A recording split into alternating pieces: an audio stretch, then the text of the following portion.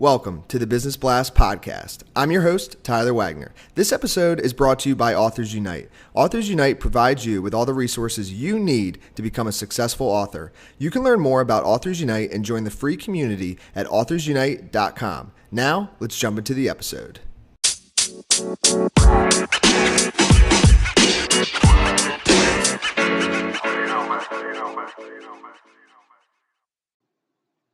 All right, everyone. Welcome back to another episode of the Business Blast podcast. I'm your host, Tyler Wagner. Today I have Cher Duncombe with us, and she is an author. So welcome to the show. Hi, Tyler. It's great to be with you. It's great to have you on, and we'll dive in. The first question I have for you is, what is the best story from your life that has an underlying valuable message?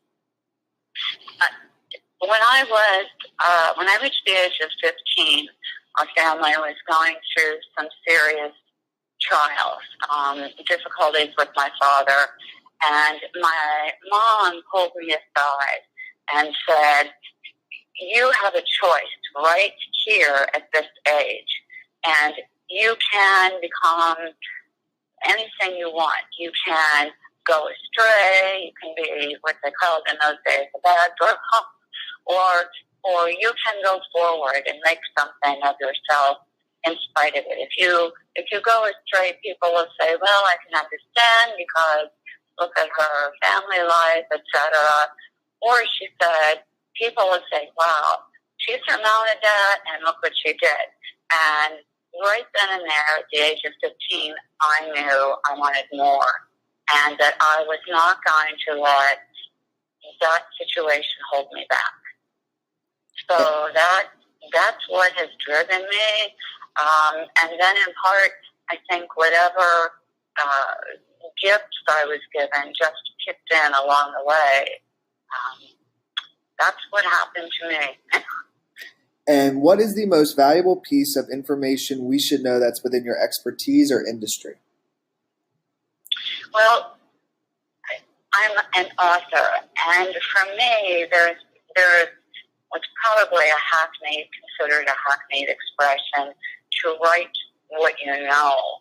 And I find that very valuable. My latest book is about an investigation. And I was an investigator for many years with the Pennsylvania Office of Inspector General. And I later became a business owner of my own private investigations agency. So when I write using what I know. I read books about investigations.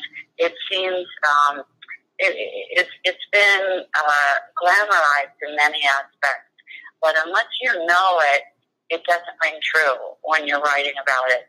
Or some authors, I would hope, would get information from investigators, PIs, perhaps police officers, but I really think that it's important to use our creativity within the realm of our expertise, background, and knowledge. And what is your best piece of overall business advice, so not necessarily industry specific? Tenacity. I just think no matter what we do in business, and I've had many careers, some in business, others that I've just spoken of, but I believe in tenacity. I always wanted to be an antique dealer, and so I invested in antiques, and I had a thriving business, but I had to learn it from the ground up, and that bears truth in everything I've tried. So I believe tenacity is truly, truly important. You have to hang in there. You have to learn all you can about whatever industry it is, whether it's writing, painting, or businesses per se. There is a lot to learn. And when I didn't have customers in my store, I was gaining as much knowledge about antiques as I could. So you really have to be devoted and tenacious. And if you could give your younger self one piece of advice, what would that be? Go for it. Just go for it. have your dreams and allow them to thrive, give them life, and do it.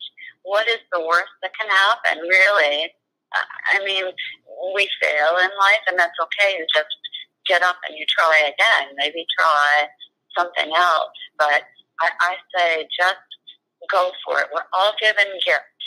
We may not all have the same gifts, but we are all given gifts.